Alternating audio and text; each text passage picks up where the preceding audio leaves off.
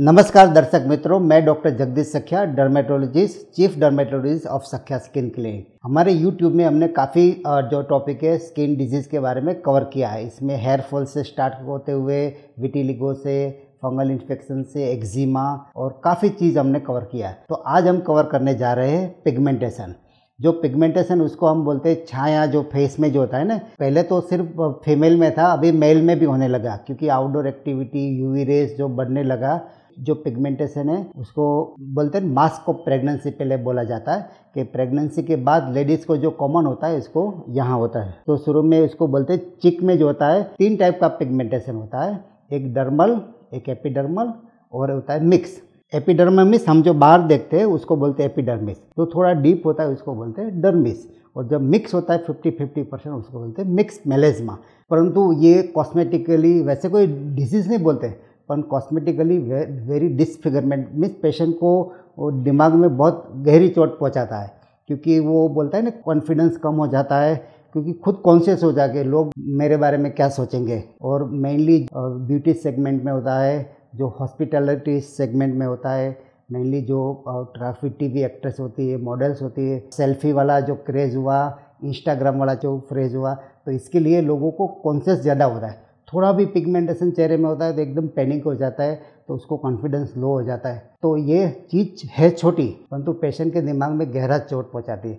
तो आज हम जानेंगे ये पिगमेंटेशन क्या है और क्यों होता है। तो हम क्या है तो हमने जान लिया कि भी ये चिक से स्टार्ट होता है, नोज़ में होता है, फिर आईब्रो के ऊपर होता है और धीरे धीरे पूरा जॉइन हो जाता है। और कभी कभी इसको बोलते हैं मैंडिबुलर पिगमेंटेशन, नीचे भी होता है, और किसी को फोराम में भी होता है और अपर बैक में भी होता है। काफ़ी लोगों को पीठ में भी, अपर बैक में जो सन एक्सपोज एरिया होता है वहाँ होता है। तो कॉमन कोज आता है अल्ट्रावायलेट रेज, परंतु ये देखो 18 ईयर से 15 ईयर के बीच में होता है। आप देखो जो अनमेरिड होती है, मीन्स जिसको प्रेगनेंसी नहीं होती है, और 18 साल से पहले नहीं होता है, और मेनोपॉज के बाद बहुत रेयर होता है। तो जो भी है, जो हार्मोनल जो फेज होता है ना, रिप्रोडक्टिव एज, इसमें ज़्यादा होता है। दूसरा कारण होता है हार्मोनल। अब देखो कि हार्मोन्स की वजह से जो प्रेगनेंसी बाद जो चेंज होता है ना, तो इसमें ये होता है। तो वो प्रेगनेंसी के ड्यूरिंग और 5 साल की प्रेगनेंसी के बाद इसमें कभी भी हो जाता है। और एक होता है लेट ऑनसेट, जो 40-50 के एज के इन बिटवीन होता है, जब इस्ट्रोजन और जो टेस्टोस्टेरोन जो होता है ना, मेल हार्मोन फीमेल हार्मोन का इम्बेलेंस होता है, तब होता है। तीसरा कॉमनेस खोज होता है कि ड्यूरिंग प्रेगनेंसी जिसका हीमोग्लोबिन लेस देन 10 ग्राम होता है, उसको ये मास्क ऑफ प्रेगनेंसी छाया बनने का चांस ज़्यादा होता है। तो खास जो प्रेग्नेंट है और गोइंग टू प्रेग्नेंट, इस लोगों को खास ध्यान रखना है कि हीमोग्लोबिन में आपका अप टू 12 ग्राम ऑप्टिमम होना चाहिए। इसीलिए एफ्लुएंट वर्क को कम होता है, क्योंकि वो खुराक का, जो डाइट का ज़्यादा ध्यान रखते हैं, तो इसको चांसेस, और इसका आउटडोर एक्टिविटी भी कम होता है, सन एक्सपोजर कम होता है, तो वो लोगों को मेलेस्मा कम होता है। तीसरा कारण होता है जो सबसे पहले ओरल जो कॉन्ट्रासेप्टिव लोग लेते हैं, जो हार्मोन्स की पिल्स लेते हैं, और काफ़ी दवाई होती है उस। बाकी तो क्या एग्जैक्ट कॉज नहीं है, परंतु ये 3 कॉमन कॉज है कि सबसे पहले यूवी लाइट, अल्ट्रावायलेट रेज, दूसरा होता है एनीमिया, कम हीमोग्लोबिन, और तीसरा होता है हार्मोनल डिस्टर्बेंस। इसके अलावा ड्रग इंड्यूस पिगमेंटेशन होता है, और कॉस्मेटिक इंड्यूस पिगमेंटेशन भी, रॉन्ग कॉस्मेटिक यूज़ करने का, इसकी वजह से भी पिगमेंटेशन बन सकता है। तो ये अलग अलग कारण।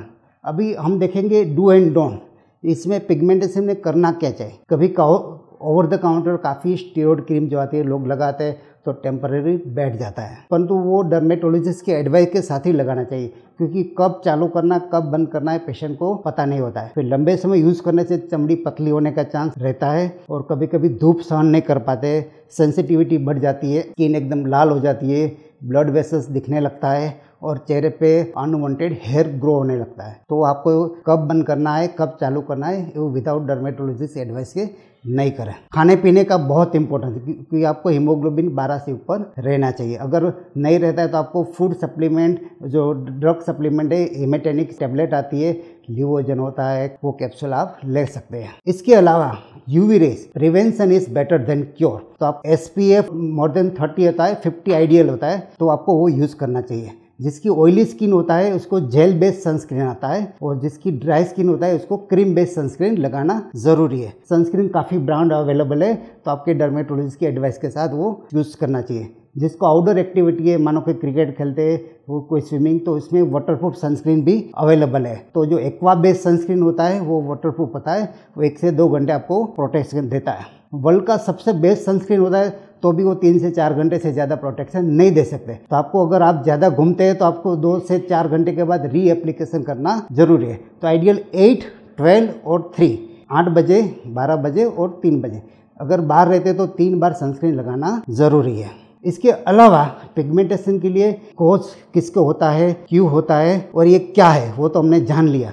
अभी इसका सॉल्यूशन क्या है? तो ओवर द काउंटर काफ़ी डी पिगमेंटरी क्रीम अवेलेबल है, वो आप यूज़ कर सकते। इसमें मेन कंटेंट जो होता है वो लैक्टिक एसिड होता है, लिकोरिस होता है, आर्बिट्रिन होता है, alpha hydroxy acid glycolic cream बोलते हैं, एजिलिक क्रीम आती है, हाइड्रोक्विनोन क्रीम आती है। ये cream depending on your skin tolerance आप कितना सहन कर सकते हैं वो आपको डर्मेटोलॉजिस्ट आपको बता सकते हैं, और लो कंसंट्रेशन में आप भी ओवर द काउंटर मेडिकल से ले सकते हैं, वो सेफ है। परंतु ट्रिपल कॉम्बिनेशन आता है हाइड्रोक्विनोन, ट्रेडिनोइन और स्टेरॉइड, वो कॉम्बिनेशन अपने आप लंबे समय नहीं लगा सकते। हमने देखा है काफ़ी मेडिकल स्टोर पार्लर में से पेशेंट डायरेक्ट लेते हैं और फिर हमारे पास कॉम्प्लिकेशन करके आते हैं। तो खास लॉन्ग टाइम नहीं यूज़ करते, आप शॉर्ट टाइम तो हम भी देते हैं, परंतु आप महीने 2 महीने में उसको छोड़ देना है। अदरवाइज सैटरडे संडे लगाना है, 5 दिन स्किप करना है, 2 दिन लगाना है। टेपरिंग डोज में लगाना ज़रूरी है। और टेबलेट में विटामिन की टेबलेट आती है, विटामिन सी, एंटीऑक्सीडेंट और टेनेक्सिक एसिड जो आता है, वैसे गायनेक लोग इसको यूज़ करते हैं और पीरियड जो इरेगुलर होता है इसमें यूज़ होता है। परंतु इसमें खाने की दवाई भी आती है, इसका स्किन में इंजेक्शन भी आता है,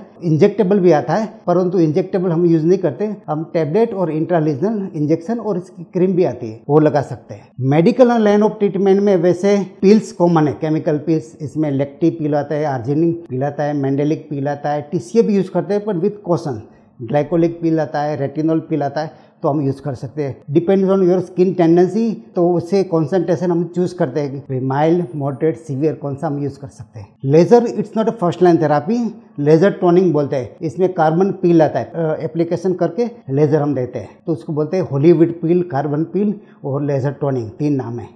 इसके अलावा इंटेंस पल्स लाइट IPL भी दे सकते हैं, वो इसमें डिफरेंट वास्कुलर और पिगमेंटेशन फिल्टर यूज़ करते हैं। इसके अलावा लो डोज में fractional CO2 laser, RBM glass laser भी यूज़ कर सकते हैं। RBM glass laser FDA approved indication है फॉर दी मेलेज्मा। इसके अलावा अभी रिसेंट ट्रीटमेंट है PRP, प्लेटलेट रिच प्लाज्मा, आपका खुद का ब्लड लेके इसको सेंट्रीफ्यूज करके और ग्रोथ फैक्टर है वो स्किन में इंजेक्ट करते हैं, और वो रिसेंटली ये प्रूवन ट्रीटमेंट है, उसका रिजल्ट भी प्रॉमिसिंग है। परंतु आपको दिमाग में रखना चाहिए कि मेलेज्मा का परमानेंट इलाज कोई नहीं है, इसमें आपको थोड़ा ध्यान रखना, क्योंकि आप देखो 10 में से 8 को 50 साल के बाद चला जाता है, ओनली 10 और 20% को परसिस्टेंट रहता है। परंतु 60 ईयर के बाद ये वेरी रेयर, आप देखो बड़ी उम्र वाले बुजुर्ग को किसी को मेलेज्मा नहीं दिखता है, क्योंकि वो अंदर से हार्मोन सपोर्ट छोड़ देता है। 18 साल पहले भी चाहे कितना भी धूप में बच्चे खेलते हैं पर उसको पिगमेंटेशन नहीं होता, क्योंकि हार्मोन सपोर्ट नहीं देता है। और मेल फीमेल रेशियो 80-20% है, 80% फीमेल को होता है, 20% मेल को होता है। मेल में तो सबसे डिफिकल्ट ट्रीट करना रहता है, क्योंकि वो उसका बाहर जाने का आउटडोर एक्टिविटी रहता है, चाहे कितना भी ट्रीटमेंट करो रिकरेंस रहता ही रहता है। तो अगर मेल पेशेंट पूरा कोऑपरेशन नहीं करे तो उसको निकालना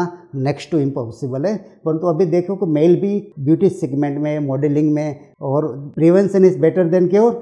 एंड आपको होने के बाद आपको बेसिक जो केयर होता है, मैंने वो सनस्क्रीन, आपका डाइट, जो लाइफस्टाइल है मॉडिफिकेशन, और आपका क्रीम जो होता है ना, आप डेली जो लगाते हो, day cream, night cream, face wash, sunscreen, वो आपको वाइजली चूज करना है। ऐसा नहीं कि ये मेडिकल से ले लिया और दूसरे को सूट हुआ आपको भी सूट हो जाए। डर्मेटोलॉजिस्ट इसमें मिलना बहुत ज़रूरी है। इसके अलावा और रिसेंट ट्रीटमेंट में non crosslink hyaluronic acid injection होता है, वो स्किन में देने से स्किन वैसे पतली होती है तो ये इसको थिक करता है और नीचे से एक गद्दी बनाता है, तो यूवी रेज इजीली आपको पेनिट्रेट नहीं करता है। उसका हमने उपयोग चालू किया है, तो इसमें प्रॉमिसिंग रिजल्ट मिलता है। इसके अलावा माइक्रो नीडलिंग RF जो होता है वो भी हमने विथ कॉकटेल, उसको बोलते हैं PRP with micro needling RF बोलते हैं, डर्मा रोलर भी बोलते हैं, तो उसका भी प्रॉमिसिंग रिजल्ट है। परंतु ये हर एक को इंडिविजुअल को अलग अलग, एक को ठीक हुआ तो दूसरे को ठीक होना ज़रूरी नहीं है। आप देखो जहाँ मल्टीपल ट्रीटमेंट होता है वहाँ कोई कॉन्क्रीट ट्रीटमेंट नहीं होती। जैसे डायबिटीज़ में कैसे मल्टीपल दवाई पर कोई डायबिटीज़ को मिटा नहीं सकता, वैसे हम इसको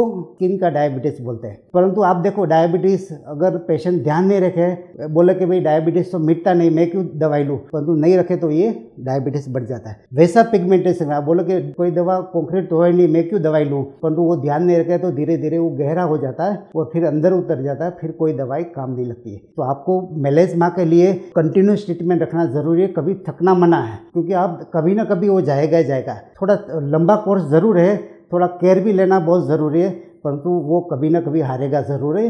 हौसला ज़रूर रखिए। मुझे आशा है कि आपको ये पूरी इन्फॉर्मेशन अच्छी लगी। फिर भी कोई भी डाउट है तो हमारा कमेंट बॉक्स में लिखना ज़रूरी है, हम आपको रिप्लाई करने के लिए हमें आनंद रहेगा। Thank you very much.